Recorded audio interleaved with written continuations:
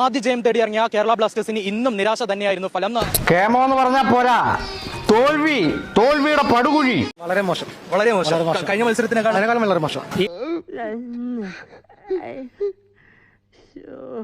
ഈ ടീം കൊണ്ട് കേരളം ഇല്ലെങ്കിൽ വേണ്ട. ഇനി ഞാൻ അങ്ങനെ പെര നിറഞ്ഞ് നിന്ന് പോവാണെങ്കിൽ അങ്ങോട്ട് പോട്ടെ. അങ്ങനെ പോവോ? വീട്ടിൽ പറഞ്ഞോട് പൈസോണ്ട് കളയാൻ വെറുതെ കട്ടപ്പെട്ട് ആളെ വന്നിട്ട്. അമ്മേ സോറി അമ്മേ, ദേഷ്യം വന്നപ്പോ ഞാൻ സംസാര ഭാഷയിൽ അല്പം പിന്നോക്കം പോയി. പിന്നെ പറഞ്ഞല്ലേ ആ പാവ മുട്ടത്തിൽ എന്റെ കട്ടപ്പാടിന് വല്ല ഗുണമുണ്ട്. എന്റെ ഡാഡി പറഞ്ഞാലുണ്ടല്ലോ ഒറ്റടത്തിനെ പറഞ്ഞു വിടില്ലട്ടാ. ഏറ്റവും ബെസ്റ്റ് ടീമാ നമുക്ക് ഐ ലീഗ് 2 കാണാം.